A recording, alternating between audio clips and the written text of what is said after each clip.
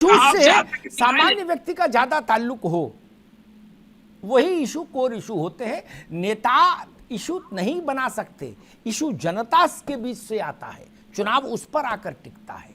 नेता के बनाए से इशू बनता होता तो कब बहुत सारे इशू पर नेता, हर नेता इतना समझदार है अपनी सुविधा का इशू क्रिएट कर ले, नहीं, इशू तो जनता क्रिएट करती है। और इन दोनों बड़े मसलों पर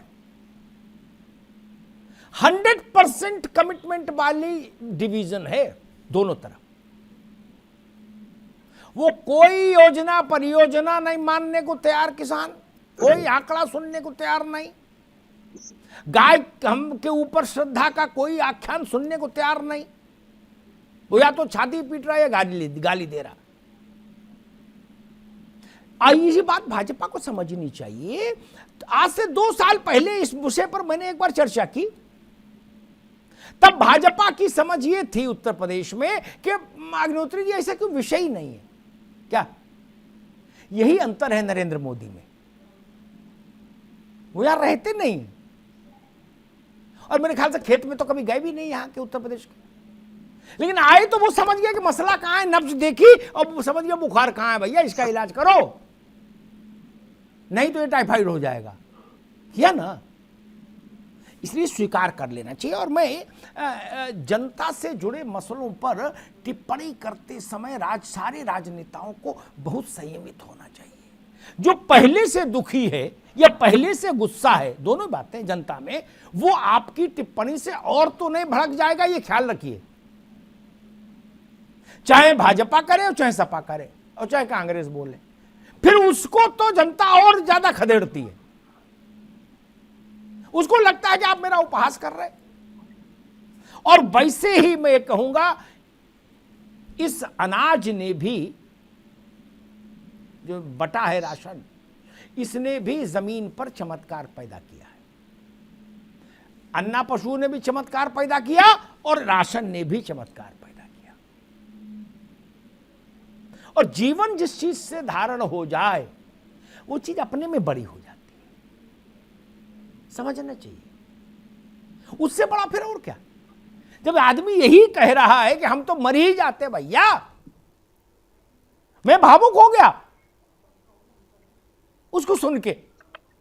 उसने कहा बाकी सब चीजें जाए चूल्हे में, जब बताओ हम जीते कैसे। बात बड़ी है, ये बात किसी सेमिनार में तय नहीं हो सकती।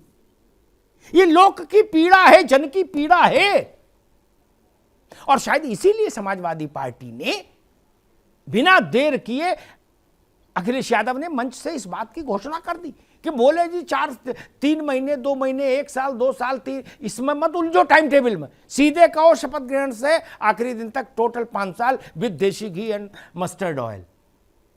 झंझट ही नहीं करो, इतनी लंबी लाइन खींच दो कि फिर दूसरा इसके आगे तभी चल सकता जब कहे 1 किलो काजू कतली हर हफ्ते फ्री साथ में, अन्यथा अब क्या मुकाबला करोगे भाई। मेवा तो दोगे नहीं, घी तेल दे दिया, अब क्या करोगे। जो बात प्रियंका जी कह रही ना, वो बात सैद्धांतिक तौर पर अच्छी है, होना चाहिए। रोजगार दे दीजिए तो फ्री देने की जरूरत ही नहीं पड़े, अच्छी बात है। लेकिन अब तो युद्ध छिड़ा हुआ है, इस पर फैसला होना है। अब रोजगार कौन दे सकता, कौन ले सकता, ये तो बाद की चीज है। इसलिए इनमें मत भटकिए। ऐसा करेंगे, इस पर जनता भरोसा नहीं करती।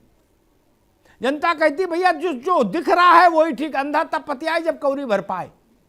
एक कहावत है उत्तर प्रदेश में, अंधे का ताजमहल है, वो तो नहीं जानता, छू के देखेंगे तो जाने के ताजमहल है। इसलिए मैंने कहा कि राजनीतिक दलों को इन दोनों योजनाओं पर जरूर, इन दोनों घटनाओं पर जरूर ध्यान केंद्रित करना चाहिए। मुफ्त राशन और अन्ना पशु, ये दोनों चमत्कार कर रहे हैं जमीन पर। मेरी बात को गांठ बांध के लिख लीजिएगा।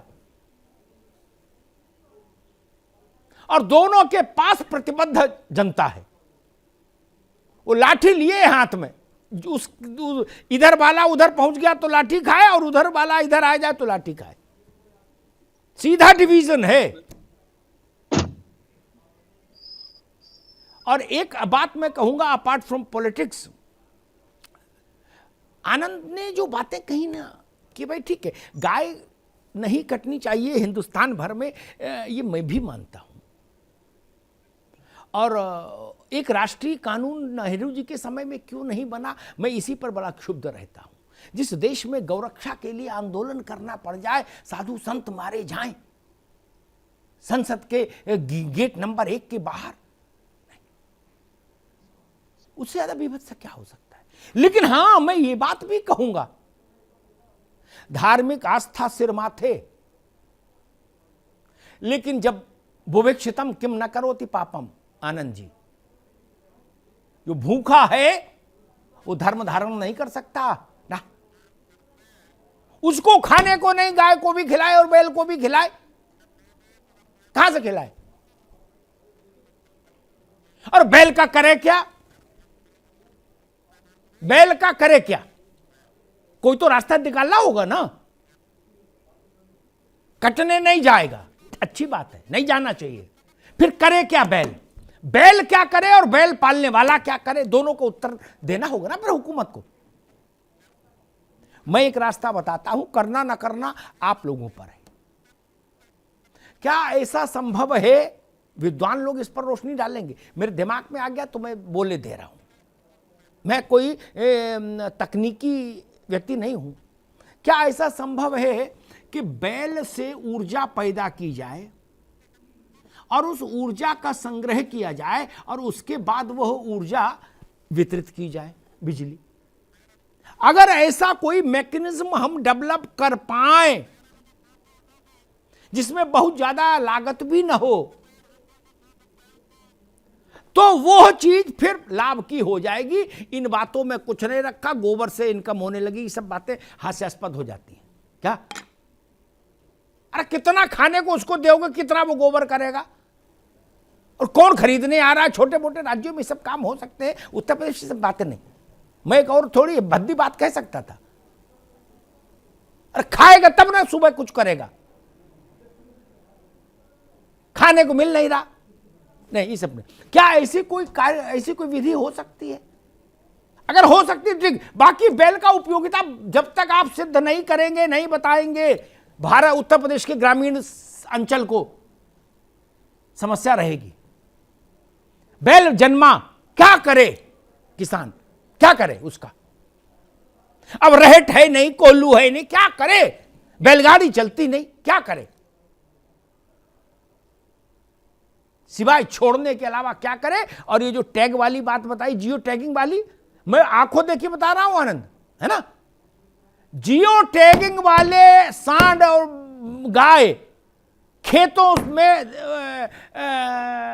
भगा रहे हैं लोग, क्या कहीं से तो छोड़ी गई ना? वही निचली व्यवस्था खराब होती है। राशन वाले में भी कुछ समस्याएं रही होंगी, मैं नहीं कहता राशन वाले में सब अच्छा हुआ होगा, क्योंकि सिस्टम तो वही है, तंत्र वही है सुशील जी।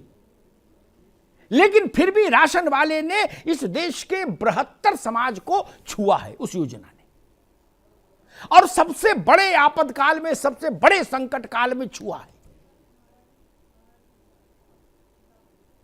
अब इन दो घटनाओं को, योजनाओं को, कुछ भी कह लीजिए, कारणों को, कारकों को हमको तौलना होगा चुनाव में।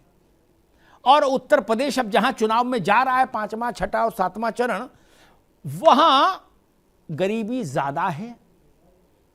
चंद्रशेखर जी आप भी सुन लीजिए और आनंद जी आप भी, वहां गरीबी ज्यादा है, तो अनाज का भी असर वहां ज्यादा होगा, तेजी के साथ दिखेगा। और अन्ना पशुओं की समस्या भी पश्चिम के मुकाबले वहां ज्यादा घनीभूत है, वो भी उतना ही तीखा दिखेगा। उसके बीच में से रास्ता निकलेगा, वो लखनऊ तक जाएगा। धन्यवाद।